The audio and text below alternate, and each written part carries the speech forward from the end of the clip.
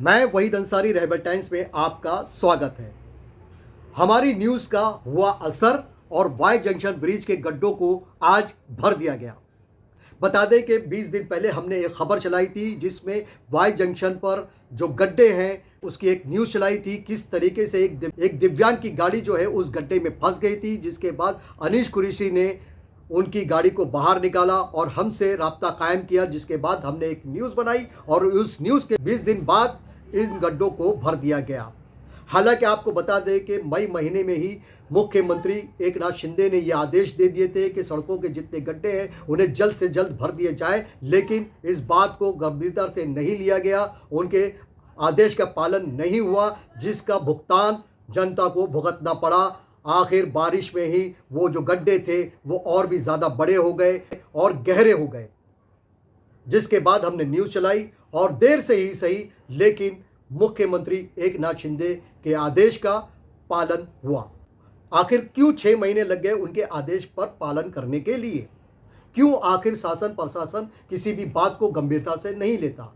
क्यों कोई बड़े हादसे का इंतजार करते हैं या फिर किसी की शिकायत का इंतजार करते हैं? क्यों वक्त रहते काम नहीं कर दिया जाता? जैसा कि इसी ब्रिज पर आगे जाकर श्रीलंका के पास सेफ्टी वॉल ना होने की वजह से इसी ब्रिज पर से एक ट्रक और एक टेम्पू नीचे गिरे ब्रिज के, जहां पर कई लोग मौजूद थे और इस हादसे की चपेट में कई लोग आए जो जख्मी भी हुए और एक व्यक्ति की तुरंत मौत हो गई और दूसरे की कई दिन इलाज चलने के बाद मौत हो गई। इस दुर्घटना में कई जख्मी हुए और 2 लोगों ने अपनी जानें गंवाई। उनके परिवारों पर गमों के पहाड़ टूट गए। एक बार फिर सियासत गरमाई।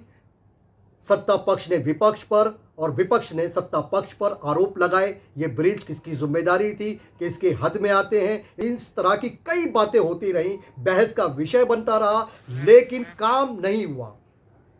इस सेफ्टी वॉल को बनने में भी 6 महीने लग गए। आखिर किसी काम को भी बनने में या करने में शासन प्रशासन इतनी देर क्यों करता है?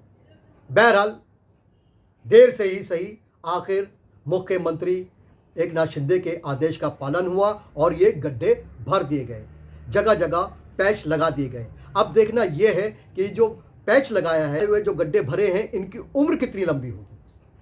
सोचने वाली बात है कि आखिर MMRD ने वो कौन सा मटेरियल इस्तेमाल किया था जिसकी उम्र 2 साल भी नहीं रही। 2 साल के पहले ही गड्ढे पड़ गए और आज बहरहाल इन गड्ढों को भर दिया गया है। इन्हीं सब बातों को लेकर हमने एक बार फिर अनीस कुरैशी साहब से बातचीत की है। क्या कुछ कहा है उन्होंने, क्या जानकारी दी है, आइए दिखाते हैं अपनी इस खबर में। अनीस भाई, आज से 20 दिन पहले हमने आपके कहने पर एक न्यूज़ चलाई थी। वाई जंक्शन का जो ब्रिज है, जिसको आपने बताया था कि ये 354 ब्रिज है, वहाँ पर आपने हमें बुलाया था। एक हैंडीकैप है महबूब भाई, उनकी गाड़ी जो अटक गई थी, उसके बाद आपने हमें फ़ोन करके बुलाया और वो खड्डे दिखाए जो काफ़ी गहरे थे। और आज 20 दिन के बाद देर से ही सही उन खड्डों को भर दिया गया है। क्या कहना चाहेंगे? देखिए सर, आपको बुलाने का जो कारण था वो तो आपको मालूम है, लेकिन आपने जो मेहनत किए थे उस मेहनत ने आज रंग लाई है। आपने न्यूज़ चलाए और न्यूज़ चलाने के बाद में न्यूज़ चली है, उसके बाद में आज खड्डे भरे गए। तो ठीक है, मैं शुक्रगुजार हूँ उनका भी जिन्होंने खड्डे भरे और आपका भी, क्योंकि आपने भी उसमें मेहनत की है, न्यूज़ चलाए और वो कहीं पे आज रंग लाई और उसके वो खड्डे भरे गए। लेकिन अनीस भाई, ये सिर्फ थूक पट्टी दिख रही है, यहाँ पर कहीं कहीं पैच लगाए गए हैं। आप इन पैच लगाए हुए काम से कितना संतुष्ट? फिलहाल बारिश का टाइम है, बारिश चालू रहती है। इस टाइम पे पूरा रोड को जो भी है दुरुस्ती नहीं कर सकते, तो जहाँ जहाँ पे खड्डे हैं वहाँ पे पैच मार के फिलहाल टेम्पररी काम ये चलाया जा रहा है। बारिश के बाद में इंशाल्लाह फिर हम इस आवाज़ को उठाएंगे और ये पूरा काम नए तरीके से होगा। क्या लगता है अनीस भाई कि ये जो पैच मारा गया है, क्या ये एक बारिश में चलेगा? अगर बारिश लगातार रही तो नहीं चलेगा, अगर बारिश कम ज़्यादा आती जाती रही तो इंशाल्लाह बारिश पार हो जाएगी और यही दुआ करेंगे कि ये बारिश पार हो जाए इसमें। अनीस भाई, MMRD सबसे बड़ी कंपनी है जो लगातार ब्रिज का काम जिनके हाथ में है, वो कौन सा माल मटेरियल यूज़ करते हैं जिसकी वजह से ये खड्डे बढ़ते हैं?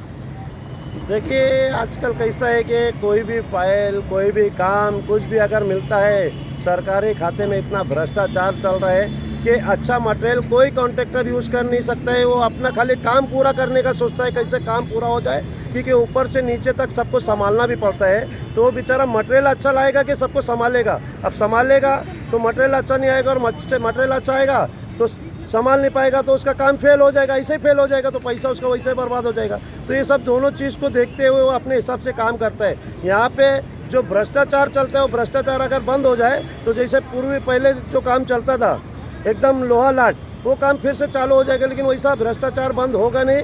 अभी 20% ईमानदारी बची है, 80% बेईमानी चालू है। अच्छा, ये भी देखा गया है कि जब तक कोई बड़ा हादसा नहीं होता तब तक ये प्रशासन नींद से नहीं जागता। और ये ब्रिज जो आप देख रहे हैं, ये ब्रिज जो है यहाँ पर देख रहे हैं, किसी तरह से बड़ी बड़ी गाड़ियाँ जब आ रही हैं तो ब्रिज जो है लब खा रहा है, कहीं ना कहीं ये कमज़ोर है। ये ब्रिज भी कभी भी बैठ सकता है। तो इसके बारे में आप क्या कहेंगे? अब ये हादसा होने के पहले अगर प्रशासन जाग जाए तो फिर हादसे ही नहीं होंगे ना। और दूसरी बात, ये जो ब्रिज है लब खा रहा है, हिल रहा है, तो इसके बारे में तो अपन ने इतना स्टडी किए नहीं। ये तो इंजीनियर बता सकते हैं। हम अगर कुछ पूछने जाते हैं तो उनका कहना ये रहता है कि अगर ब्रिज वाइब्रेट नहीं होगा तो ये टूट जाएगा कड़क होके। इसके लिए उसको वाइब्रेट होना बहुत ज़रूरी है। तो हम भी सुन के आ जाते हैं। अब इसको जो मेन इंजीनियर रहते हैं और भी हमारे शासन प्रशासन में है, उनका ध्यान जाना चाहिए, और वो लोग ने ये चीज़ को ध्यान से देख के आगे की जो कार्रवाई है वो करना चाहिए। तो ये थे अनीस कुरैशी साहब जिनसे हम बात कर रहे थे। इन्होंने साफ कहा है कि भ्रष्टाचार जब तक रहेगा, इसी तरह से विकास कार्य में जगह जगह खड्डे नज़र आते रहेंगे। बहरहाल MMRDA ने खड्डे तो भर दिए हैं। अब देखना ये है कि इन खड्डों की उम्र कितनी लंबी है, क्या बारिश की मार को ये खड्डे झेल पाते हैं, क्या फिर से बारिश के पानी के साथ ये मटेरियल बह जाएगा और एक बार फिर सड़कों पर खड्डे नज़र आएंगे, ये देखना अभी बाकी है। तो ये थी हमारी आज की खबर। हर तरह की खबरों के लिए देखते रहे रेबल टाइम्स। हमारे चैनल को सब्सक्राइब करें, लाइक करें, शेयर करें, और हाँ, बेल आइकन का बटन दबाना ना भूलें ताकि हमारी हर खबर सबसे पहले आप तक पहुँचे।